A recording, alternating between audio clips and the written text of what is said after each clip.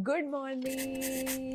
It is officially my last day in Seoul. I feel so sad about it, but that's okay. I'm going to try to make the most of it. Today, I am finally going on a hop on hop off bus tour and I'm going to explore as much of the city as I can because I missed out on the bus tour 3-4 days back when I tried to go for one. So yeah, today is the day. So I hopped on the hop on hop off bus at the Myeongdong station, and my first stop where I've gotten down from the bus is the Namsan Seoul Tower, one of the most iconic structures in Seoul. I'm pretty sure all of you have seen at least a photo of this beautifully built tower. So this is the outside area. The Namsan Seoul Tower is actually located on the top of the Namsan mountain, and it gives you a panoramic view of the city. I'm here at the bottom plaza right now, and from here itself the view is so gorgeous. I can't even wait to get to the top. So this is the open plaza behind me, and then when we walk in, there is like convenience stores and cafes, and look how cool this is.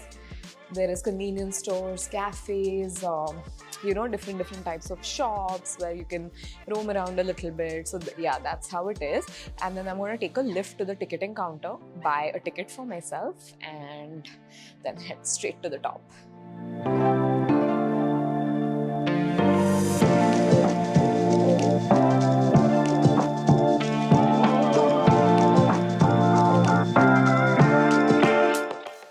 Okay, so I came to the T1 level and I got a ticket for myself. This is for 21,000 Korean won for an adult ticket, and this is going to let me into the observation deck. Now, the thing is that today the weather is extremely rainy and there is a lot of cloud cover. So they have actually given me a stamp where I can redeem this coupon and like come again to get a better view anytime in the window of 3 months. I doubt if that's going to happen, but in any case, I'm going to go on top and see if I can at least get some view.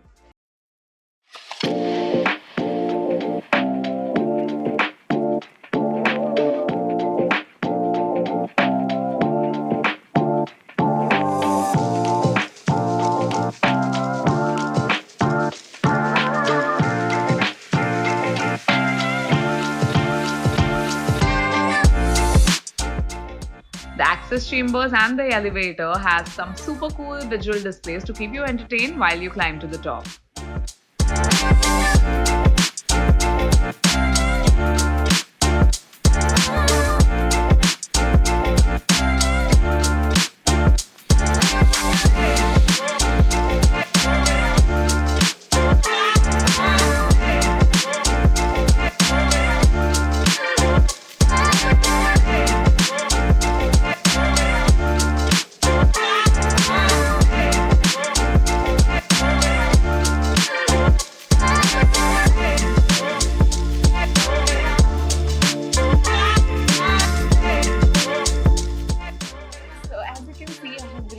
The top of the Seoul Tower, and oh my god, I mean, I know it's raining and it's cloudy, but the view is crazy.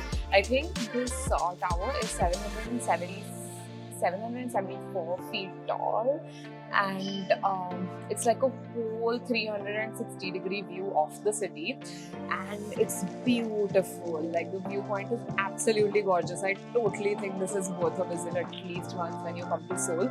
I'm just going to, I don't know if anything is visible to you guys right now because it's a little foggy, but the view is just beautiful. I'm trying to identify if I can find some familiar structures, like some familiar buildings in the city. So yeah, I'm going to sit here, observe, like soak in the view for a bit, and then head to my next destination.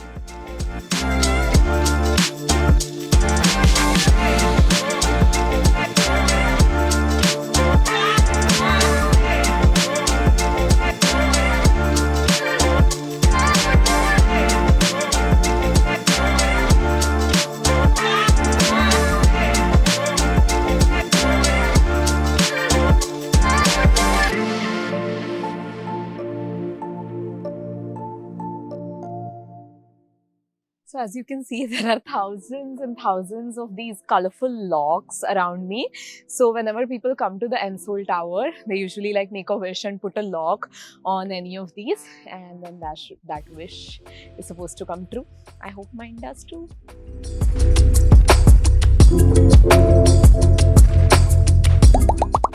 Behind me, you can see the iconic structure of the Dongdaemun Design Plaza. Now, this building, when you come to Seoul, is of course iconic because of its unique shape and unique architecture.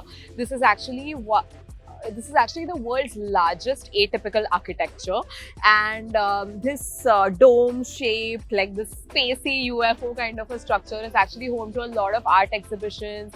It's also home to Seoul's Fashion Week and all of that. So maybe I'll go inside, take a stroll around and see what all is there inside the structure.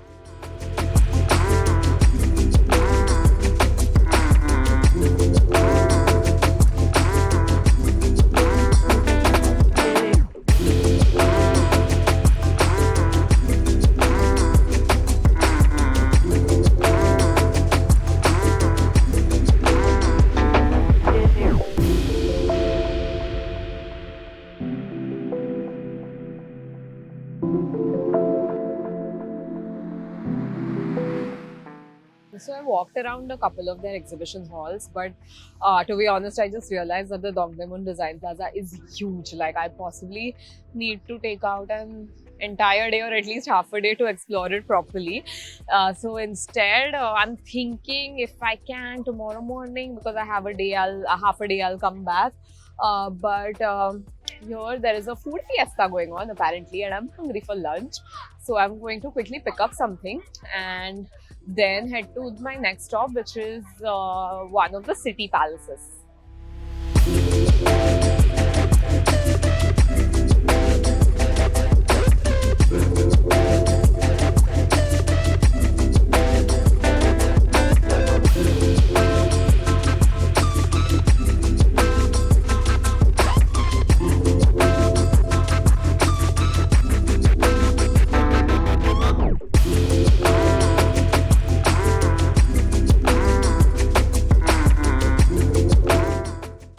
The area surrounding the Dongdaemun Design Plaza is one of the biggest fashion districts in Seoul. Here you have the Dongdaemun shopping complex and a lot of other stores selling clothes, accessories and much more. Hello, I have arrived at my next destination, that is the Cheonggyeong Palace. Now, 3-4 days back, I went to the Hanbokgung Palace, which is like the main palace here, and then you also have multiple other palaces, all built by some king or the other of the Joseon dynasty. So the entry price here is 1,000 Korean won, and you can see this is the entrance. The structure looks so beautiful from the outside. Can't wait to go in.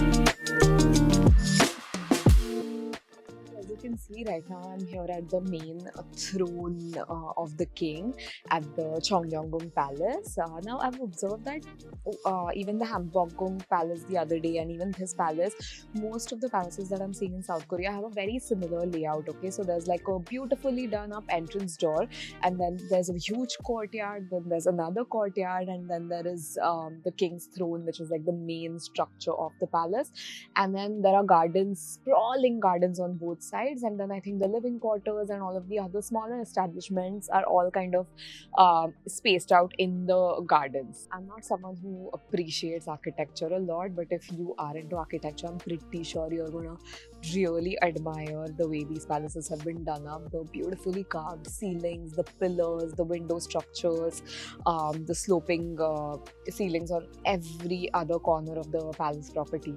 Another thing I realized when exploring these palaces in South Korea, all of them are sprawling, okay? Like from the front, you feel like, oh, the palace is going to be small.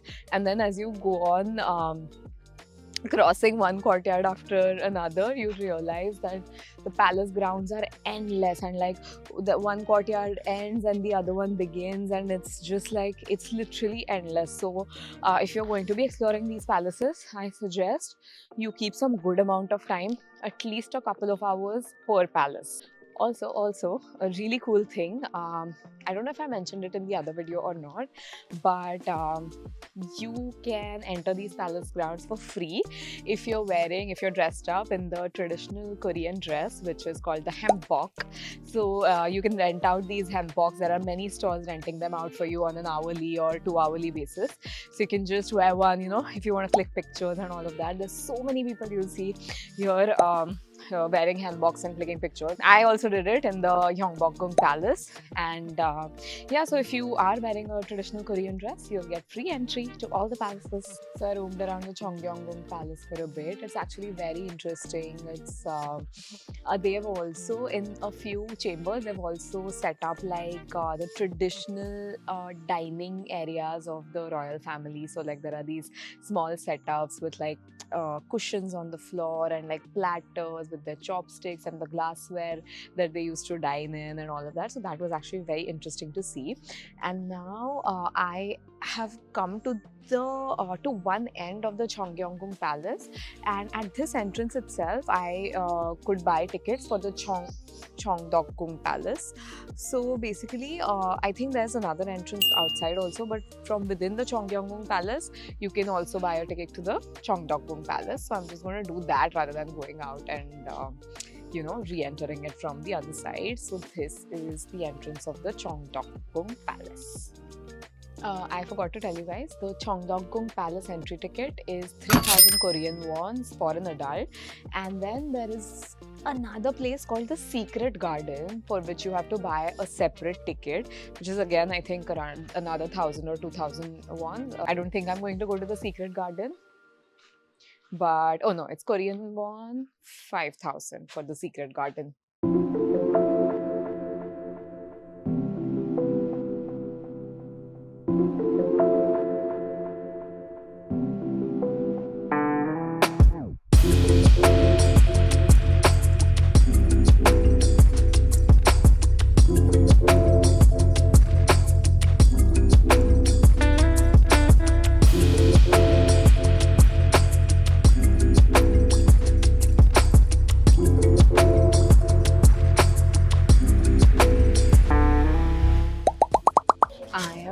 Already actually done with most of my sightseeing that I had planned for the day, but the thing is, because it was raining, I could only get into the hop-on hop-off buses, which were totally covered. Like I sat in the lower compartment, so I couldn't really get on the top deck, but now it is cleared out. So I have climbed on the top deck of a hop-on hop-off, and I'm just going to do one whole round, just taking in the views of the city and not really getting down anywhere.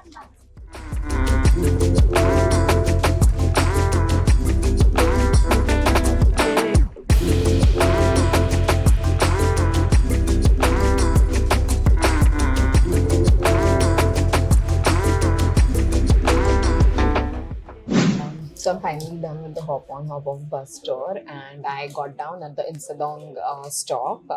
I love the neighborhood of Insadong because I've been hanging out here a lot. So I just wanted to grab a quick bite to eat because the whole day I haven't really had proper food. So this is my most favorite part about travel, just like randomly walking on streets, totally unplanned, stumbling upon a really cute little cafe or restaurant and then going there and eating. So I stumbled upon this ramen bar, okay, which is called Korean Noodle Bar.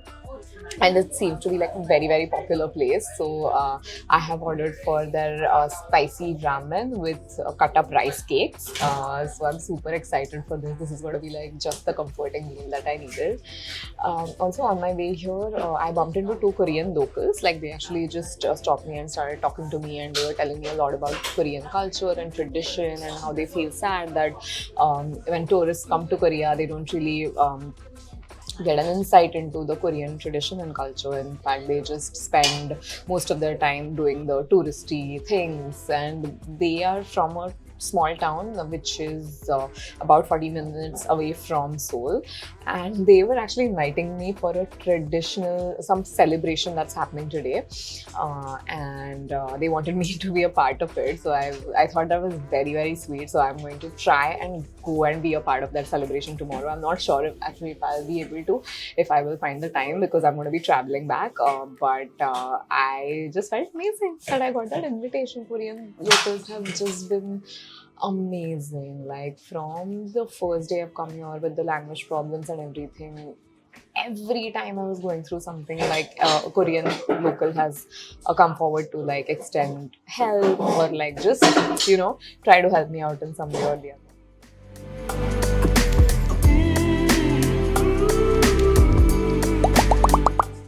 So today has been like weirdly amazing. I only had the hop on hop off tour planned for the day, honestly.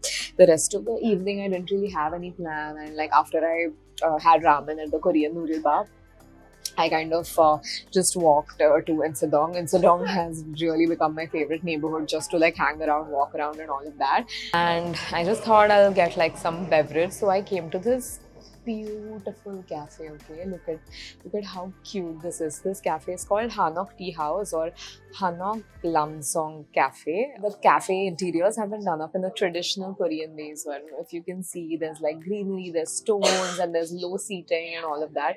It's such a beautiful small cafe, and it's right in the middle of the neighborhood of Insadong.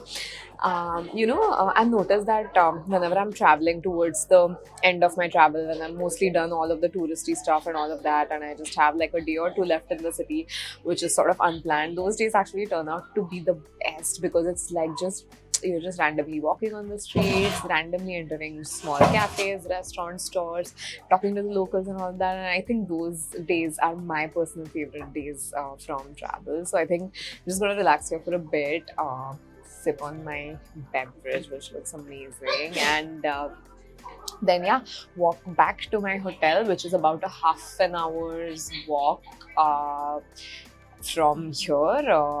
The hotel where I'm staying right now is in this neighborhood called Myeongdong, so it's going to take me about 35 minutes to reach there. So I'm at this store in Insadong called Unmadse, and they have the cutest collection of like dresses and tops, crop tops, shirts, pants, even pajamas. Okay, so I couldn't help myself. I have picked up two dresses. So maybe I'll keep one and I'll give one to one of my friends. Grabbing one last meal of mint toast before I leave Seoul. So technically today is my last day here in Seoul.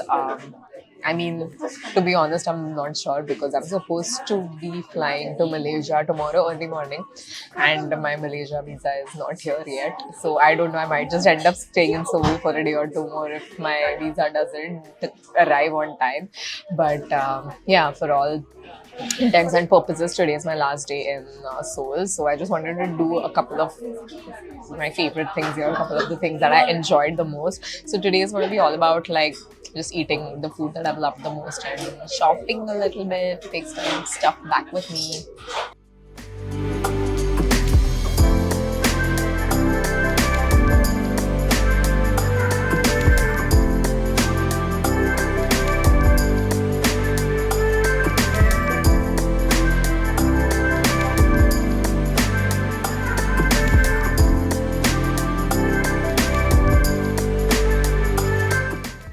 I love that here in Korea you can actually have full meals at convenience stores. You can get ramen, fresh kimchi, corn dogs, desserts, and all of that at such affordable prices.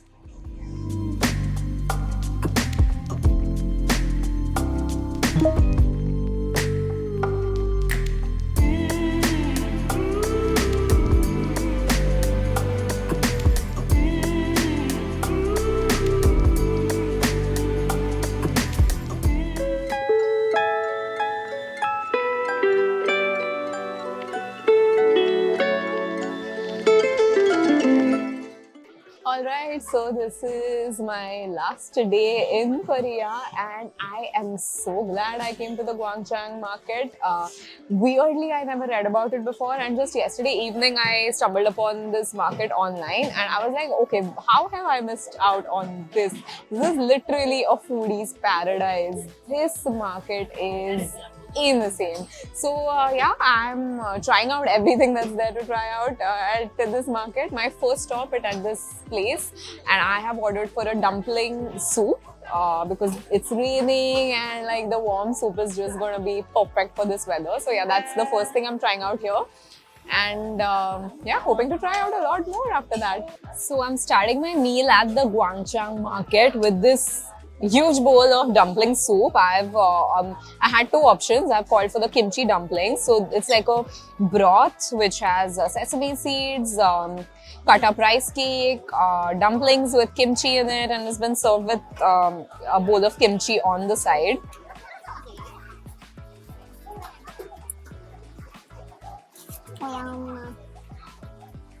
So the Gwangjang Market is also known for their live seafood dishes, okay? So live squid and live octopus is like one of their must-try things. Now, I am too chicken to actually try that out. I am not, like, I thought and then I stopped myself. I am a little iffy about trying that out, but like these people next to me, they have ordered for the live squid. So I'm just watching them eat it.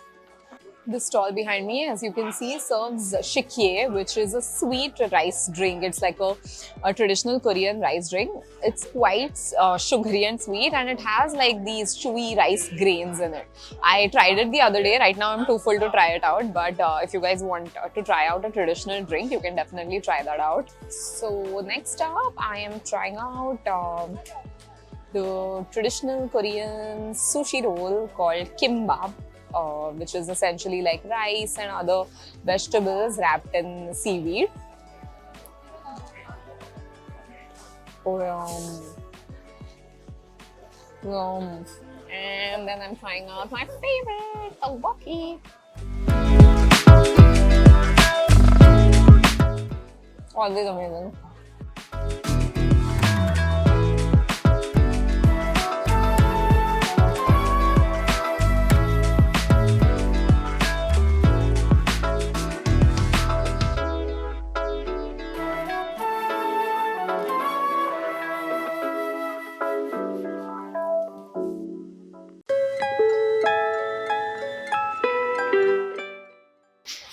And finally, I'm wrapping up my meal with something sweet, of course. So I have got for myself this glutinous rice donut. Now this seems to be super popular over here. The stall behind me is like insanely crowded. There's a long queue waiting for the donuts. They apparently have been featured on some TV shows and all of that as well. So yeah, this is the glutinous rice donut.